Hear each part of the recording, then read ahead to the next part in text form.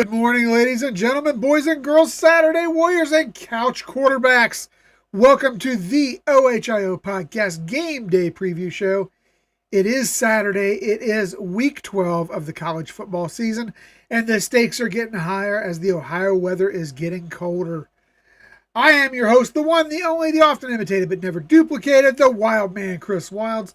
And today, we are talking about playoff dreams, bowl desperation, and November football that just doesn't care about the thermostat.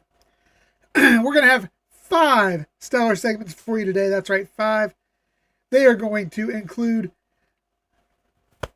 segment 1, the Big Ten. And we're going to not only go through the Big Ten, but we are going to put a magnifying glass on the Buckeyes-Bruins matchup today, guys. Segment 2 is going to have the top 25 national picture and the can't-miss games from today. And segment 3, we're going to dive a little bit into the CF picture as it stands right now, what it's going to look like after today. Segment 4, we're going to hit you with the 5 teams that have real title shots this year. And then lastly, we're going to close out with Wild Man's Weekend Locks. You want winners? I got winners. Strap in, bring a coat, bring the dog. Let's take week 12 by the throat today, guys. Here we go. As I mentioned, we are going to start out with the Big Ten. Hey guys, before I do that, just want to say thank you to everybody in the chat. Welcome in. And guys, by the way, don't forget, big game watch party tonight on Patreon. It's going to be myself, Dr. Corey, and I'm sure Buckeye Boggs is going to be there with us. And we are going to watch OSU do what they do best to the hapless UCLA Bruins tonight. But before we talk about that game, let's kick it off. Last night, we saw the Ducks, flex their muscles a little bit. They beat up Minnesota. Did they get a free touchdown? Bad officiating prevailed once again, and yes, they did. But you know what? They didn't need it. They just absolutely demolished the Minnesota Golden Gophers by a score of 42-13. So, let's talk about today's games. We've got Indiana and Wisconsin. They're going to kick off the schedule today. Indiana is still sitting unbeaten at 10-0. A machine on paper. Absolutely ferocious when they hit the pedal. Mendoza, a legitimate Heisman contender. Making plays everywhere. If they keep it rolling, the history books, they could change. But Wisconsin's not going to just hand everything over. You think about what they did last week against Washington in handing a then number 23 Washington a loss that put them out of the playoffs. So this is a Wisconsin team that's still fighting for pride. This is a Luke Fickell that's still coaching for pride. And, I got to say, guys, I don't think it's going to be as easy as Indiana thinks it's going to be. But I got to tell you, I do have to like Indiana in this one. We also have, in another 12 o'clock game, we got Michigan at Wrigley Field to take on the hapless Northwestern Wildcats. But wait, are they hapless? All of a sudden, this is a Northwestern team sitting at 5-4, fighting for bowl eligibility. Northwestern, they've shown flashes at times. Weather is definitely going to be a factor in this game, as it is supposed to be cold. It is supposed to be snowy. But you know what? This actually may help the Wolverines a little bit. The Wolverines are definitely an opportunistic team. They get a lot of turnovers. They are a team that is based on their run game because their quarterback could throw his way out of a wet paper bag. Is an upset possible? Absolutely. Is an upset likely? I highly doubt it. But we'll have to see what plays out at Wrigley Field today in that one. USC and Iowa today. Now, this one actually has what could be definitely legitimate conference and potential playoff implications. You got number 17 USC. They're at home versus Iowa. USC, explosive offense, a great passing game, a team that can run the ball well. Iowa, an improved offense, physical defense, run the ball. These two styles meet up, and you've got the air raid attack of USC versus Iowa, and the defense first, line of scrimmage, clock eating guys. It is supposed to rain quite heavily in California today. Does that give an edge to Iowa? A lot of people might say yes. I say, I don't know how much of an edge it actually does give Iowa. USC's running game is legit, guys. It is legit. This kid they've got in there that's been running the ball is just been on fire. So, I don't know what to tell you with this one as far as you got a Jaden Maivia who is leading a dual threat attack. They can run, they can pass. Iowa, big physical defense. The weather definitely could have a factor in this one. But if you had to ask me, I'm going to take USC at home. Illinois, Maryland. Bowl season implications here, definitely. You've got an Illinois team that wants to stay in the hunt to still get a good bowl game. Obviously, with their 3 losses, they are most likely out of the CFP picture without a whole lot of help. But a team that definitely wants to stay relevant. Maryland needs a win to get bowl eligible. If you're a betting man, I don't know. This is a game that I think could go either way depending on which Illinois shows up. If you get the Illinois that came out and fought Ohio State with the best they had, specifically in the second half of that game, this is an Illinois team that should, pretty much handle Maryland. But you know what? Maryland's got a lot to play for. Illinois is already a bowl lock. So we'll have to see how that plays out. Maryland is an opportunistic team, and that is a wild card in this. Hey, how about the Who Gives a Damn Bowl that's on CBS today at 3:30?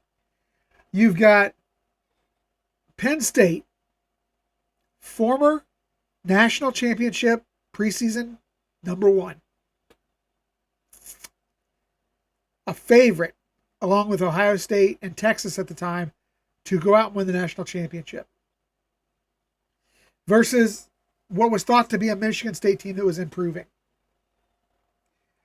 Penn State has since gone completely to hell. Their quarterback's gone. Their coach is gone. You've got a Michigan State team that just got, for lack of a better term, kicked in the nuts by the NCAA for nothing. Both teams searching for bowl eligibility. Both teams have to win out to get it. I don't think either one does. But emotion's going to be huge in this one, guys. And you have to ask, can the crowd lift up Sparty, or is Penn State going to have talent win out here? Because let's face it, this is desperation, last chance, everything for pride in this one. And this is a Penn State team that does still have a lot of talent. So, with that being said, I like Penn State to win this one. But, again, both these teams are in such disarray that who knows? Let's move on to our Saturday night spotlight games. We've got, of course, Washington at Purdue at easy for me to say, guys. We have Purdue at the Washington Huskies tonight. This game, little drama in it, I guess. You've got Purdue's former coach is now a coordinator with Washington. But honestly, these are two very different teams. Washington, a team that has seen the rankings this year. They sniffed the CFP for about a minute. A team that's taken some lumps, but a good team. And they want to bounce back following what was pretty much a nail in the coffin last week at the hands of Luke Fickell and the Wisconsin Badgers. Purdue just wants to win. They just want to win. But this game should be an easy one. Washington should win this one. They should win this one big. That being said, good luck, Boilermakers. I don't care if you win or not, but for our buddy DK, I'm going to wish you luck. Now the big one in the Big Ten. And this is what we're going to dive into a little bit. And that's obviously our Ohio State Buckeyes versus the UCLA Bruins. This has the opportunity to not just be a game, it has an opportunity to be a statement. You've got your reigning, defending, undisputed national champion Ohio State Buckeyes, number one team in the nation. They're at home. They're playing with a chip. They won another trophy. They're hosting a UCLA team who's limping in, but had shown spark at times this year. So let's break this one down. So as you look at this, Ohio State comes in as a juggernaut on the verge. What do I mean by that? They're a balanced offense. They've got a run game that has flashed at times. They're throwing the ball exceedingly well. The defense, best in the nation in total yards, best in the nation in scoring defense, best in the nation in red zone. They are top 10 in sacks. This is a defense that's hitting on all cylinders. UCLA, they're uncertain right now. They're uncertain because Nico Amaloviya did just that. And he left his team high and dry. Granted, he's got a concussion, so he should be sitting this one out. But I think that means UCLA's scoreboard options just became minuscule. This is now a game that Ohio State should handle easily. Because Nico was that wild card factor.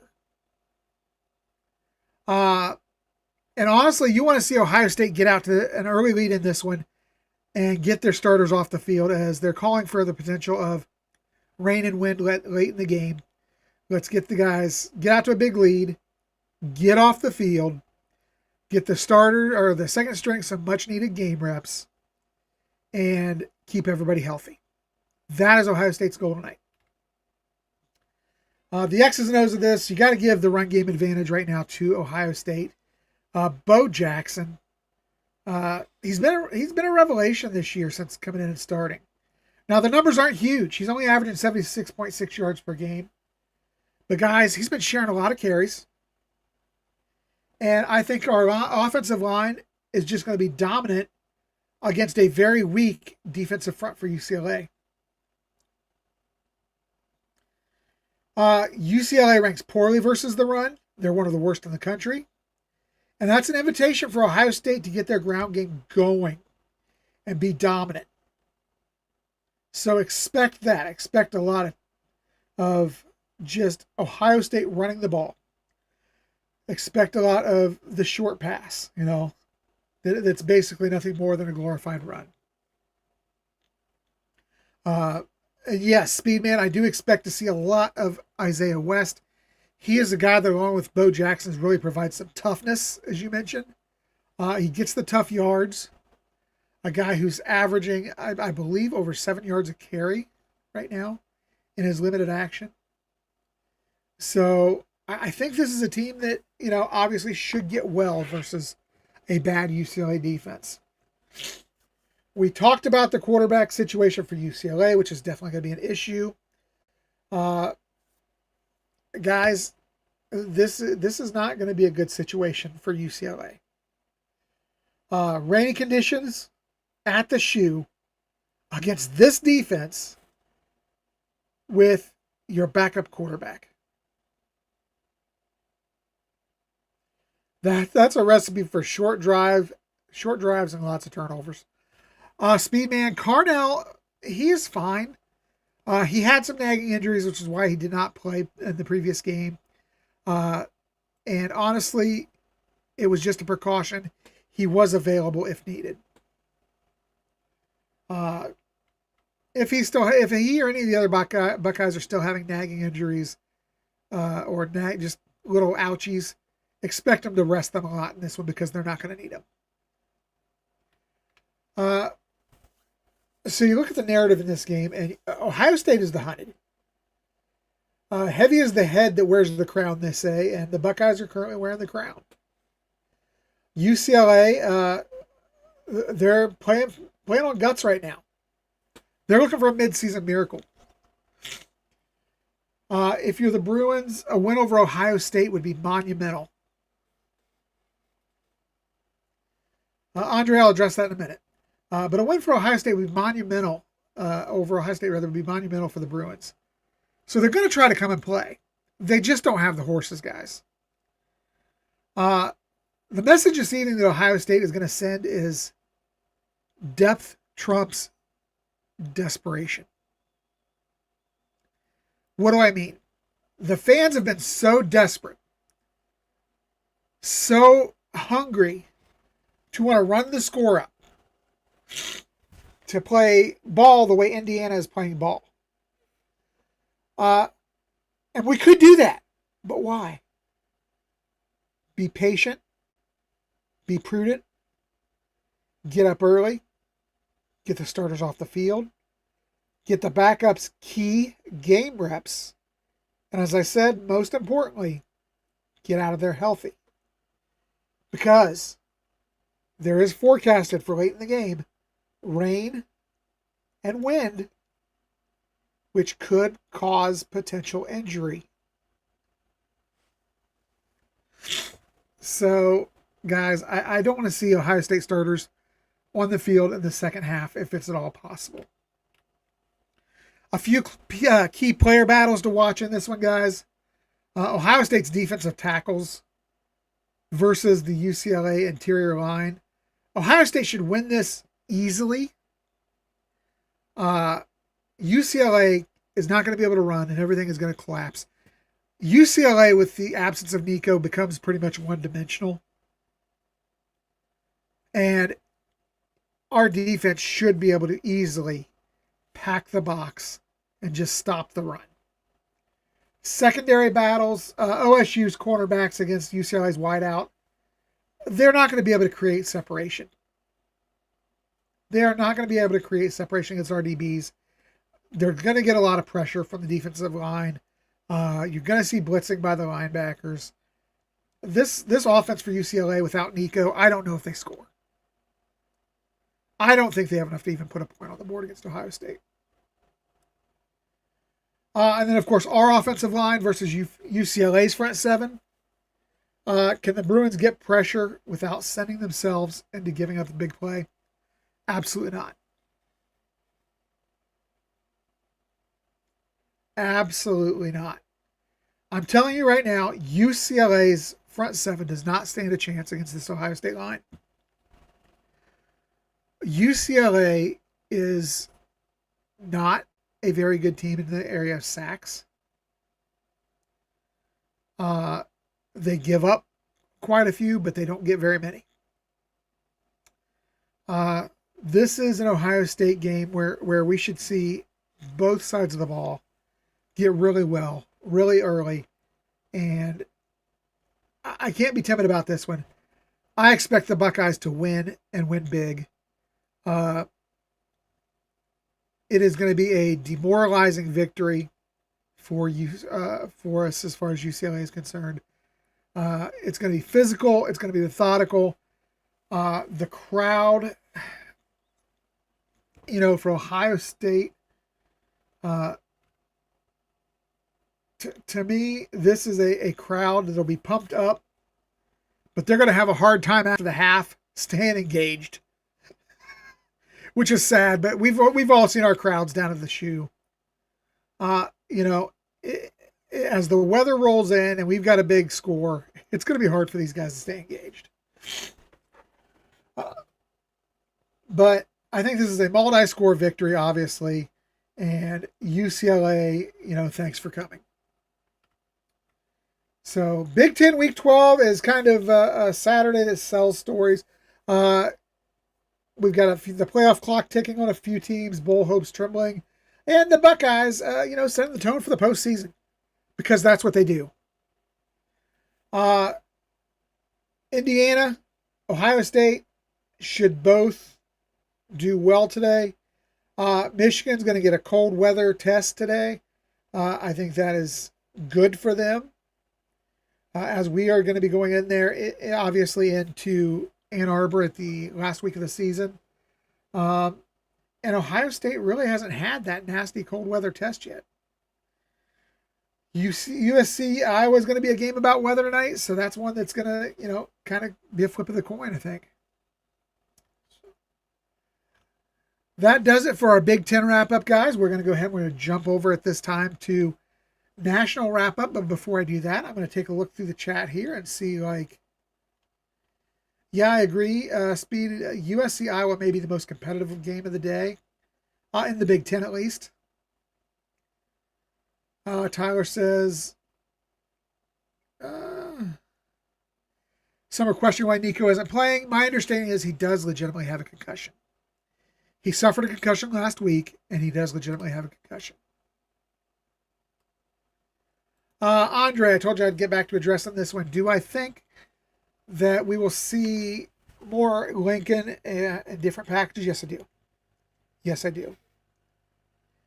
I think that's something that we've got to see more and more of because I think it's going to be useful in the postseason.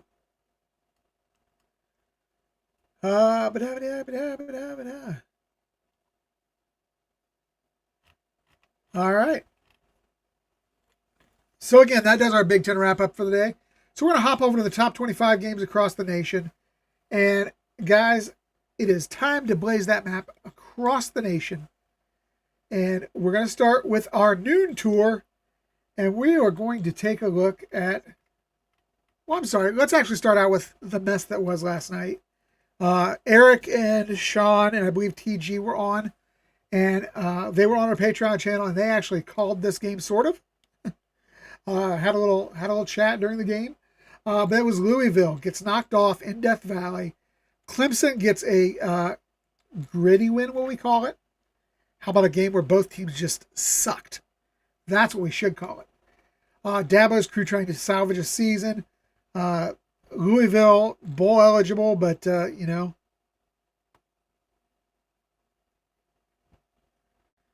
what's this?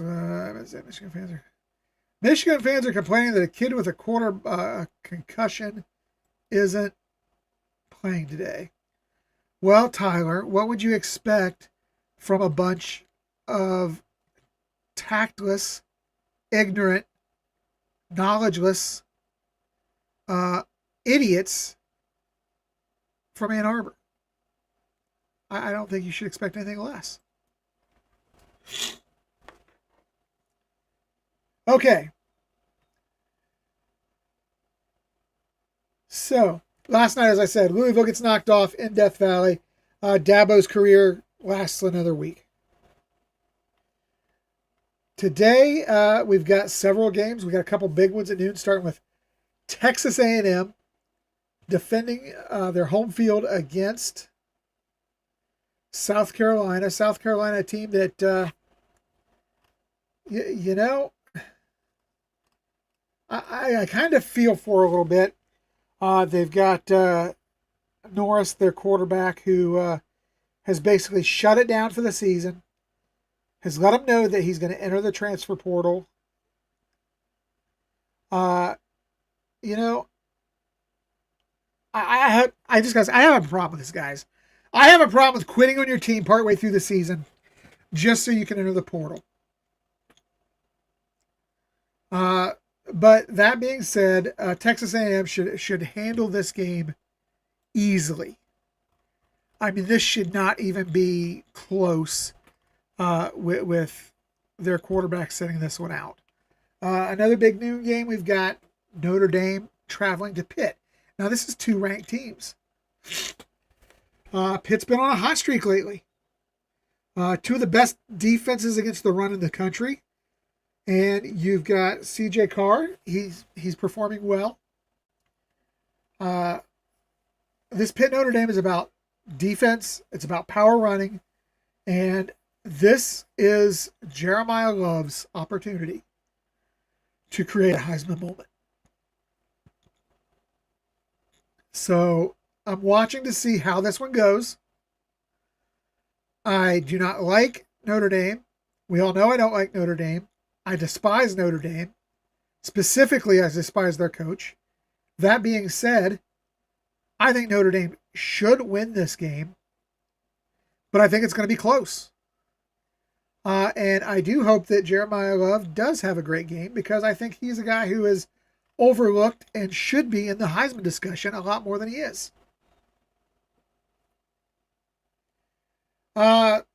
We also have a couple big ones this afternoon and this evening in the SEC. We've got the Alabama-Oklahoma game in Tuscaloosa.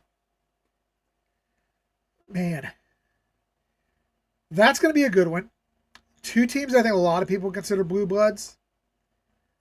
You've got one of the best venues in college football as far as the crowd for the game. You've got a collision of styles. Alabama wants to control the game and force John Mateer into uncomfortable pockets, obviously.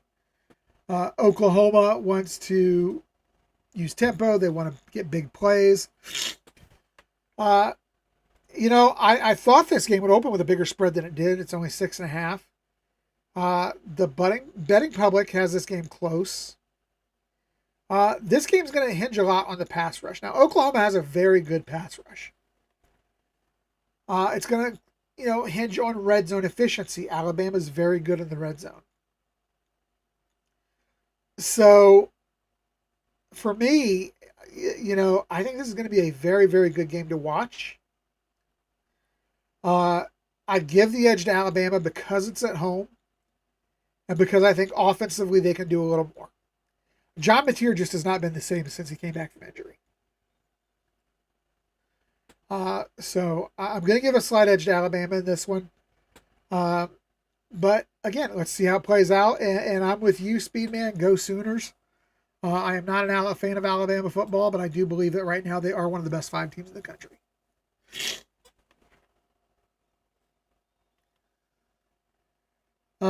Is anyone else playing Alabama? Let's see. I will check the Alabama schedule for you very quickly.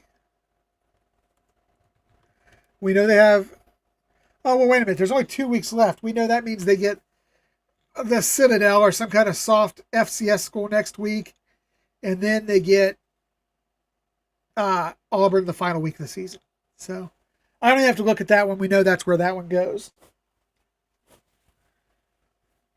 Sorry, guys. Excuse me. I'm still fighting that little cold. So I'm gonna have to take a brief break here.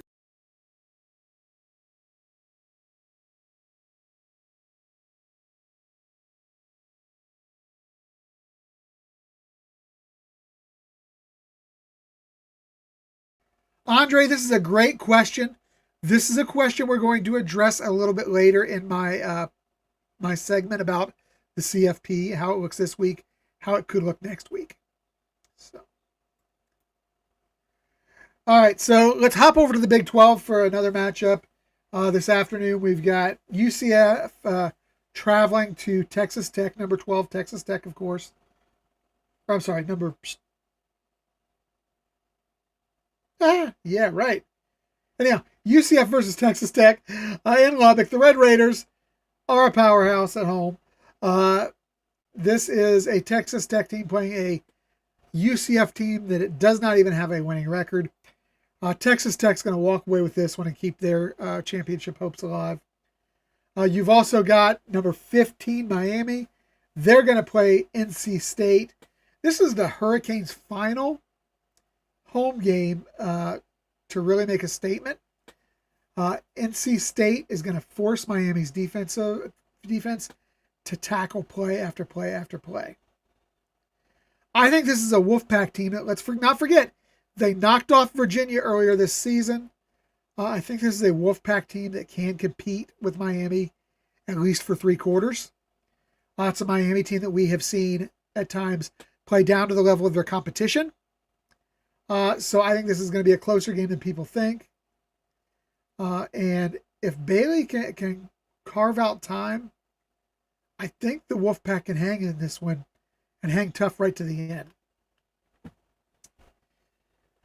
So that brings us up to our late slots. And, we've already talked about the big one in Columbus. But, guys, we have a huge game in Athens, Georgia tonight as far as CFP implications. Prime time on ABC, number 10 Texas, number 5 Georgia. This has got to be the marquee game of the week. And yes, Bama versus Oklahoma is going to be good, but I think this is better. Georgia's home record is ridiculous. Texas, a team that's found a rhythm, that has resurrected their season after an opening loss to Ohio State and then a loss to Florida. Arch Manning is starting to grow as a quarterback. His leadership is there.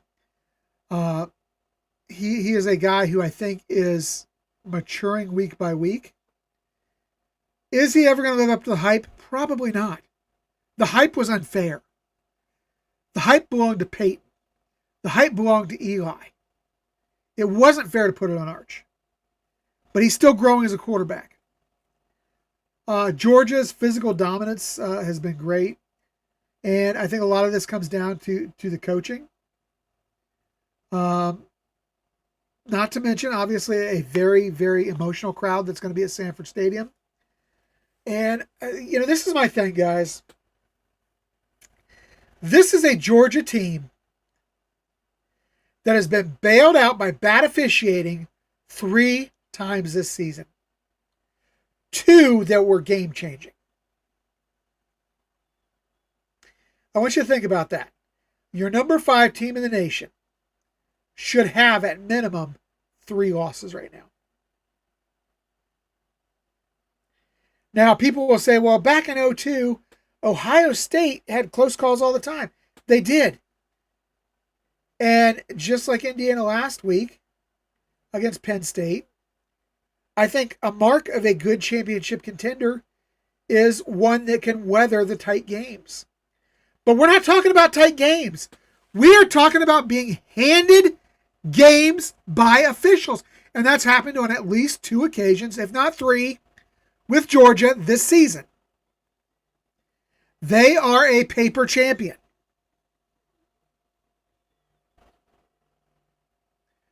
I like Texas. I like the grittiness of Texas. I like the defense of Texas. I don't know if they can pull this off, but I think this is going to be a lot better game than what people are giving them credit for. And I wouldn't be surprised if Texas goes in and upsets Georgia in their house.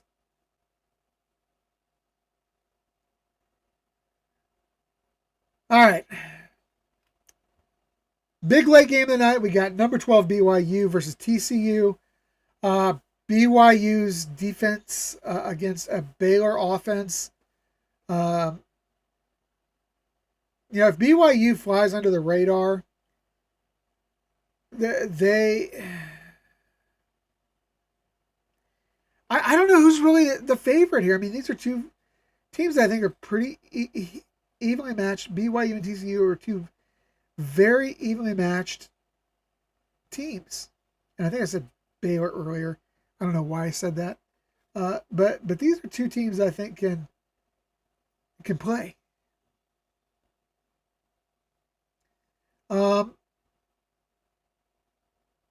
TCU, is an underdog.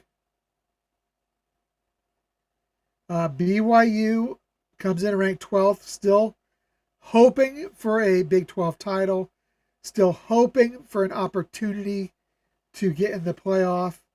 But without the Big 12 title, I think they need help. So, this one is, to me, I think BYU gets a slight edge in this, but I'll be honest, this is one of those games that I think is a true pick'em. So that kind of covers the games, the stories, and the players for now. But the big question is, what does this all mean to our playoff picture? So, as we come in, and I'm just going to refresh everybody's memory of where we are with the CFP right now. So, right now, if you look at the CFP rankings, you've got number 25, Cincinnati. Number 24, South Florida. 23, Tennessee. 22, Pitt, who faces Notre Dame today. Iowa's at number 21. Louisville, who lost last night, was at number 20. You have Virginia at 19. You have the Loserines at 18. You've got USC, who plays number 21, Iowa, at 17. You've got Georgia Tech, 16. Miami at 15, who has to play a tough game today at home versus the Wolfpack of North Carolina State. 14, Vandy. 13, Utah. 12, BYU, who we just talked about. Number 11, Oklahoma plays number 4, Alabama today. Number 10, Texas plays number 5, Georgia today. An overranked Notre Dame team at number 9. Oregon at number 8. Ole Miss at 7. Texas Tech at 6. Georgia, as I said, 5. Alabama 4. A&M sits at number 3. Number 2 are the Hoosiers. And number 1 are your Ohio State Buckeyes.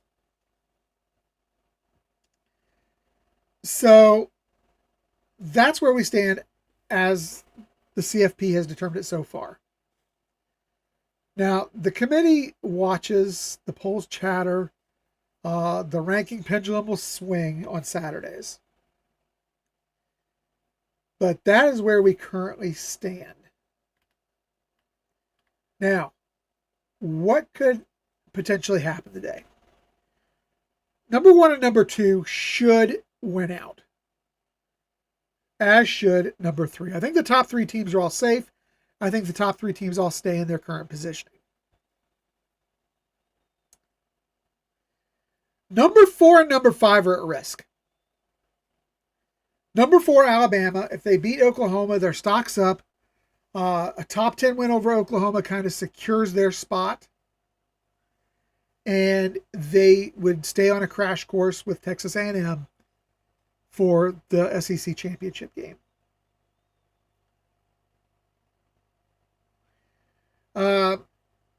You look at number 5, Georgia. They should win at home in theory versus Texas. Likely making them the 3rd SEC team to stay in the playoff picture. However, let's think about this for a moment. What happens if Alabama or Georgia were to lose? Because I think some interesting things could play out if that happens. Now, if you have Georgia lose, I think they drop as many as 5 to 6 spots. I think they could stay on the edge of the top 10, maybe between 10 and 11. But that definitely drops them. Texas, conversely, would jump into the top 10. And with a win over Georgia, most likely making them that 3rd lock for the SEC in the playoffs at this point. Alabama beats or loses to Oklahoma. Funny thing is, people love Alabama. Alabama's only got 1 loss. The pollsters love Alabama. So I really feel like Alabama could lose and only take a 3 to 4 spot drop. I think Alabama stays in the top 10 if they lose. They're joined by Oklahoma. And I think you have to drop Alabama to probably 6 or 7 minimum. 8 probably. 8 in my mind. But what does that do to Oklahoma? Because you've got to find a way, if they've won the heads up, you've got to put Oklahoma over Alabama. So that's going to be interesting to see what the SEC, or I'm sorry, the playoff committee does there. Other than those two, I think the only other game that might have playoff implication would be Iowa, as far as major games today, would be Iowa and USC. USC, I think, still has potential to be that fourth Big Ten team. I don't know that Iowa does. Iowa with 3 losses, you're going to have a tough argument to get in. USC, a 2-loss USC team, I think has to make it. But then comes the question of, you've got the head-to-head of USC, Notre Dame, and if they only take one of them, obviously it's got to be Notre Dame.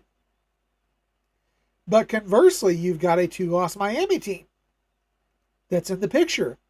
That if they do not win the ACC, you have to ask yourself, is it Miami or is it Notre Dame? And by that same logic, you have to take Miami over Notre Dame.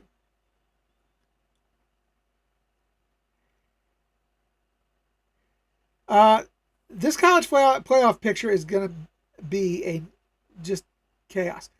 I will tell you right now, there is one game, Troy, where I could see them giving a 3-loss team an end to the playoff. And it is this. If you look at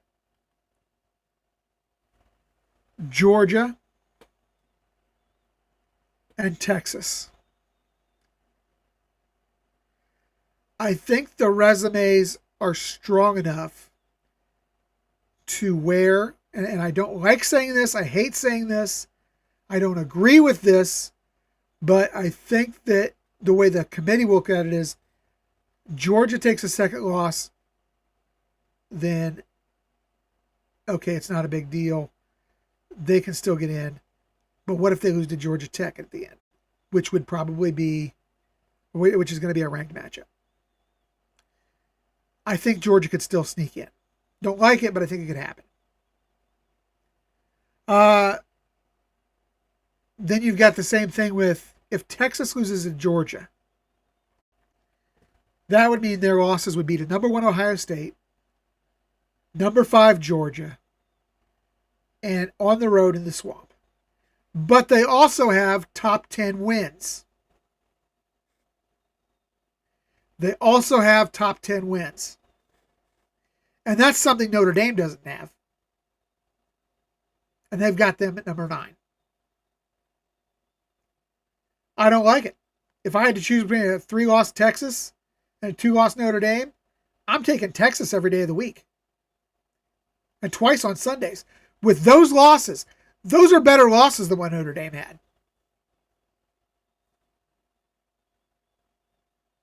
Yes, you're right, Speedman. The Florida loss does hurt. But I'll tell you, it is not easy to win in the Swamp. I don't care how good or how bad Florida is that year.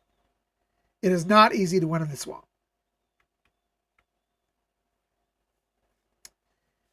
I give Texas the edge over that. That's the only 3-win team I think could get in, probably, is Texas. There could be an argument made for a 3-loss Georgia, depending on who their losses come to. Obviously, if it's to number 3 Bama, number 10 Texas, and say number 12 15, Georgia Tech, wherever they end up. I think you've got to favor Texas over Notre Dame at that point. And yes, Notre Dame is not as consistent as last year. You're correct.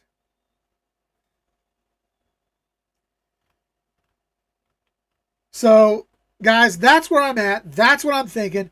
That's where I think the playoff committee is looking. And it's going to be very interesting after we see how today's games play out. Maybe I'll come out with a video giving you my predictions at the college football playoff top 25, what it should be after this week's games. And guys, let's face it, I know twice as much as those committee members know anyhow. That's just facts. All right, let's move on to segment number 4, guys. Segment number 4 is going to be 5 teams with legitimate title shots. Man, this would be a great segment to have somebody on here to argue with. But you know what? That's okay. Because I feel like I can make the arguments all myself. And not only that, let's face it, I'm always right. I'm never wrong. And if you don't agree, just ask me. I'll tell you. Okay. Obviously, number 1 is Ohio State, the reigning, defending, undisputed national champions. They have to be the favorite to repeat as national champions this year. Why? They've got the depth. They've got a balanced attack. They have the best defense in all of college football. I said it earlier. Number 1 overall defense, number 1 scoring defense, number 1 red zone defense, top 10 in sacks, top 15 in run defense. Guys, they are clicking across the board. Amazing, amazing defensive team. And guys, I'm going to say it right now. They got the coaching. They have the coaching. Kirby Smart, man, sit down. Sit your butt down, Kirby Smart. You don't belong in this conversation. You've been getting bailed out by the officials for the last 5 years. This year, it's happened 3 times. So I've got Ohio State, number 1. Number 2, guys, I'm going to say it. I don't know if I believe it, but they're looking the part right now. On paper, Indiana's dominance is blinding. Critics are going to cry weak schedule, but they win. They beat the teams that are put in front of them. And they do it convincingly. Yes, they've had a couple of close calls. But again, I say go back to 2002. How many close calls did Ohio State have? I don't think Cignetti's as good a coach as Ryan Day, obviously. I don't think that Indiana is a national championship team. I don't think they are as good defensively as Ohio State, obviously. And I think that their offense, as explosive as it is, has yet to be truly tested. But guys, the committee rewards results. So if they keep rolling and avoid the trap, they definitely are a playoff team. They are definitely, I think, a top 4 team. And I think that they could have potential, if things fall right for them, to compete for and potentially even win a national title. Number 3, I got to go with A&M. They've got toughness. They've got late season momentum. They've shown the ability to win close games. It's a lethal combination. If they end up undefeated, going into the playoff, and they win the SEC championship, look out. That will be a team with the momentum that can make the run to a title. Do I think that Ohio State could beat any one of these teams? Absolutely. But do I think any one of these teams has the ability, if things fall favorably to them, to win the national title? Yes. Number 4, I've got the Crimson Tide. It's Alabama, guys.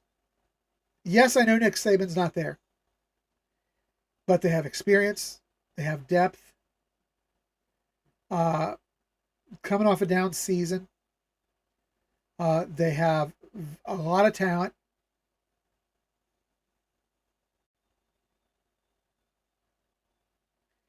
They've beaten the top teams. They have more top 10 wins so far this season than anybody else. And they know how to win on a big stage. So I'm not going to sit here as much as I dislike Alabama and say that they're not legitimate contenders. Because without a doubt, 100%, Alabama is a legitimate national title contender.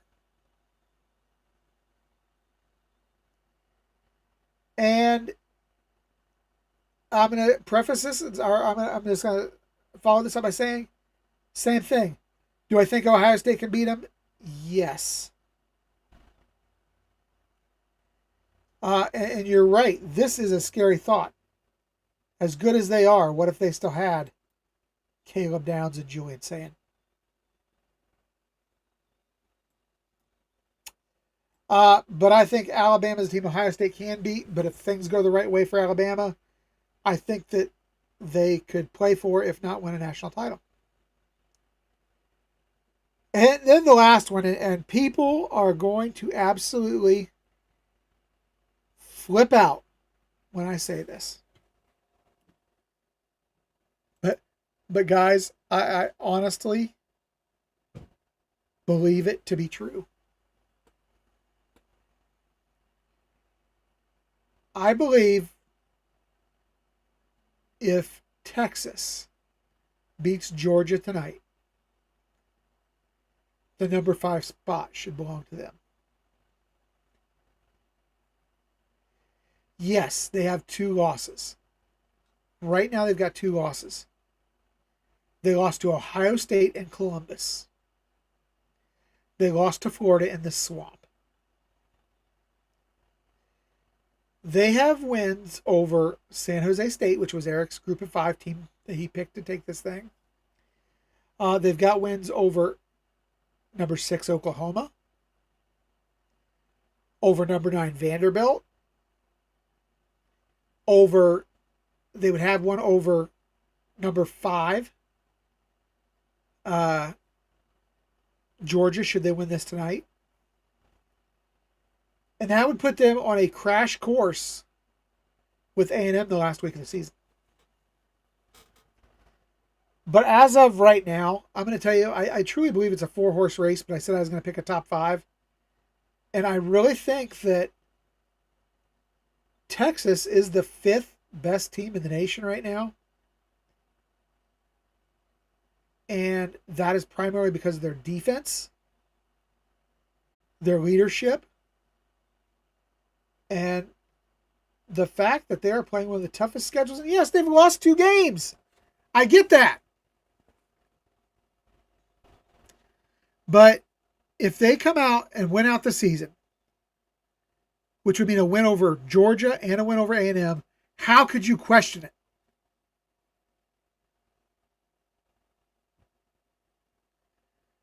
This could change next week. Number 5, I don't believe there are truly 5 teams. My number 5 this week is Texas. It'll be somebody else next week if Texas loses.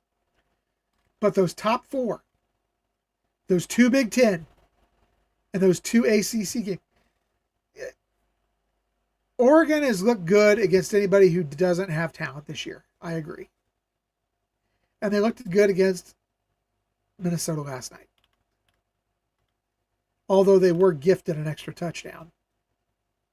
But, to me, I just think that you've got 4 teams that are legitimately competing for this thing. I think 2 from the SEC and 2 from the Big Ten. The other one is Texas Tech.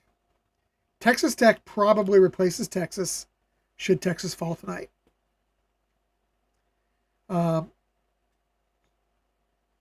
Texas Tech is a team that has played very well. I love their defense. They have this swarming attack defense. So you want an honorable mention right there. It is. It's Texas Tech. They are the one team that is not from the SEC or the Big 12 that I think can compete for a national title.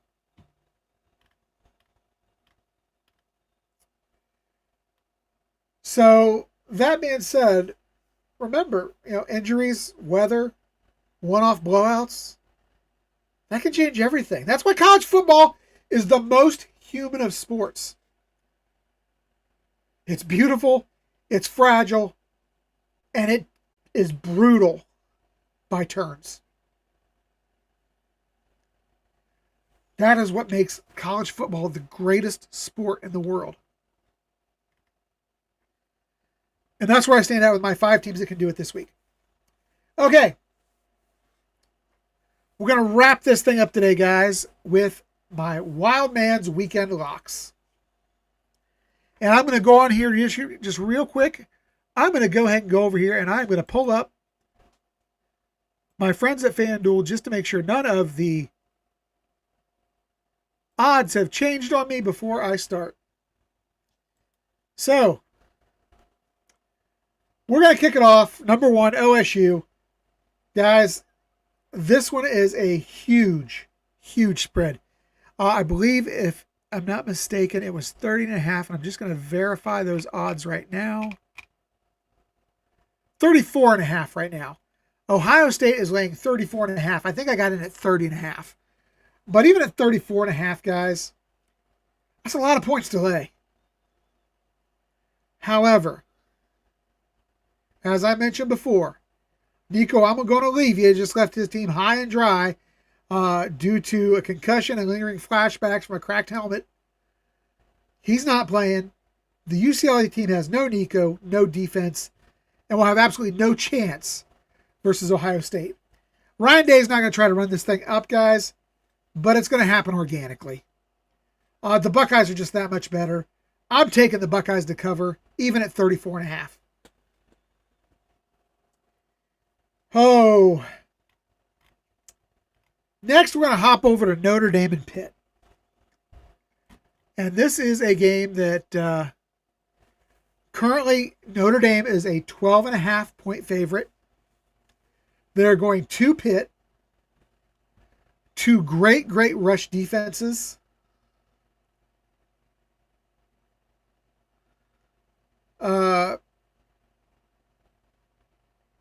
Yeah,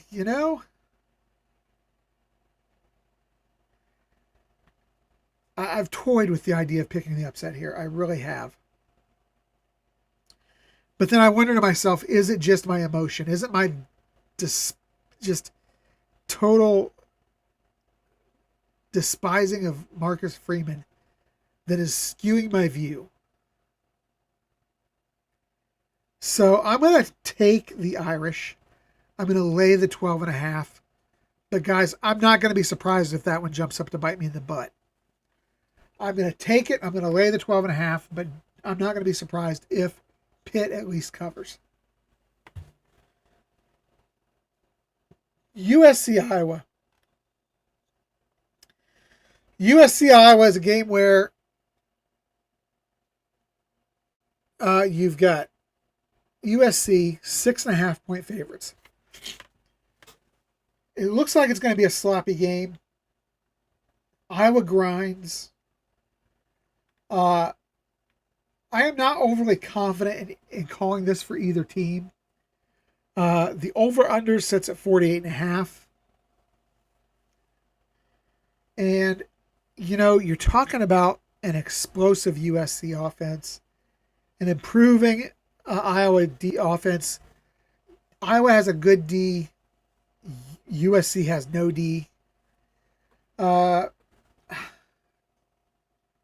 This might be my shakiest call of the day, guys.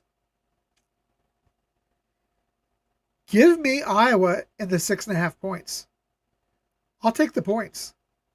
I think even if USC wins this one, I think it's going to be close because of the conditions. I'm going to take Iowa and give me the points. Then the 2 big ones today, we've got Oklahoma, Alabama. This one in Tuscaloosa, Alabama has a huge home field advantage, a great red zone defense that I think gives them the edge. Mateer, as I mentioned earlier, is not the same player since his injury.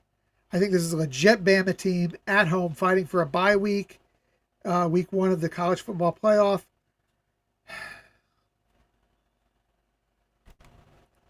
I'm gonna take Bama. I'm gonna lay the 6.5. Take Bama, lay the 6.5.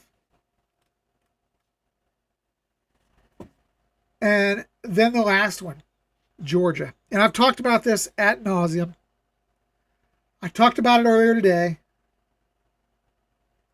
Just not sold on Georgia.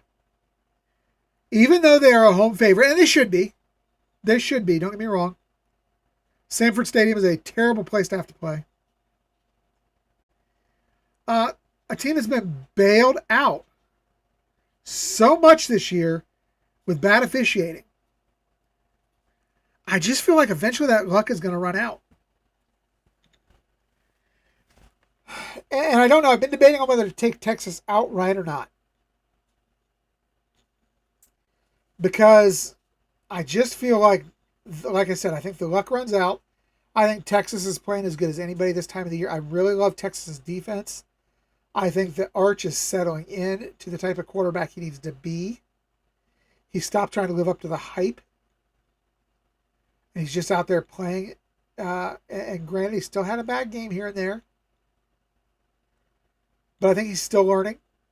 I like a lot of the talent that Texas has. So this is what I'm going to say. I don't know if Texas wins outright. But I'm going to take Texas to cover the 6.5. I think this is one that could be a field goal game. So, in the end, we got me taking Ohio State to cover. Texas giving me the 6.5 points to cover the spread. Oklahoma, I got Alabama covering in that one. Again, a 6.5 point spread. Notre Dame is going to cover the 12.5 and give me Iowa to use the spread. They're getting 6.5, and I think this is a close one as well. So I think Iowa is the team to take in that one. All right, folks. Yeah, that kind of wraps it up. Unless you have any questions for me in the chat, I'll give a couple minutes for those to come in. But week 12 is kind of a Saturday where heroes are going to be born and seasons are decided. We covered the Big Ten, dove deep into the Buckeyes and Bruins. We toured the top national matchups. I kind of projected the CFP picture, laid out who's got a real shot at the Natty. And I covered my locks for the week. You can take them or leave them. But the most important thing is to go out there and enjoy the games, man. We've got a great slate of games this week. So grab yourself a sandwich, your favorite beverage, get yourself a comfy spot on the sofa. And guys, don't forget to make sure you tune in to the OHIO podcast tonight on Patreon for our live game watch party. Remember, our Patreon channel is off and running. And, you know, the Patreon channel, and I'll get to that in a second, Buckeye Pay. The Patreon channel is off and running. And we have 3 levels of membership. You can have a free membership where you get access to one message board. And some of our content, you get a next level membership where you get access to all of our message boards.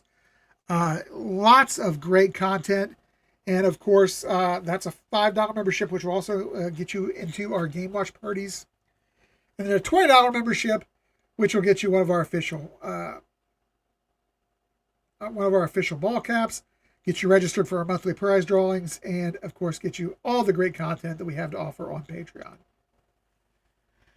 And as I said tonight, our game starts promptly at 7. I believe our coverage is going to start at 7 o'clock, maybe 7:30. Eric, if you're in the chat, please let me know. But that'll be our live game watch party. You'll get in-game reactions, takes, and the absolute best Ohio State analysis in the country on the air, courtesy of Dr. Corey, Buckeye Boggs, and yours truly. So that's going to wrap it up for today, guys. If you like the show... Oh, I'm sorry. No, it's not. No, it's not. No, it's not. Buckeye Pay hit me with a question.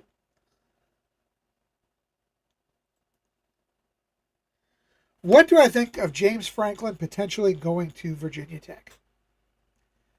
I think it's a great move for Virginia Tech. I think it is a bad move for James Franklin.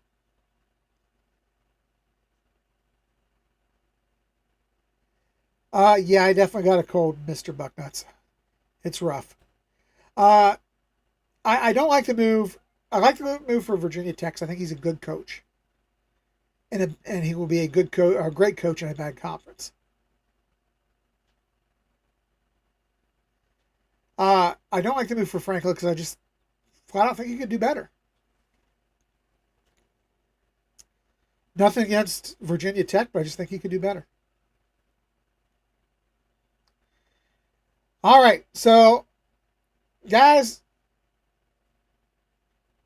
if you like the show, make sure you leave a review, tell a friend, share the show on YouTube, X, Facebook, TikTok, all the places that you have social media. Share us on there. Follow us on ours as well. Send us your questions, your hot takes. Hey, send us snapshots of you in the crowd of the shoe. Do that at the OHIO podcast at gmail.com. Maybe we'll post you on our next social media post. I'll read some of the best comments and hot takes on the air. If you disagree with what I say, you're wrong. But hit me up anyhow. We'll discuss it. And I will prove you wrong. All right, guys, that is it. I am the Wild Man, Chris Wilds, and this has been the OHIO Podcast Game Day Preview. Now go out, enjoy this day of college football. Be loud, be messy, be unforgettable, and always, always be a Buckeye. OH.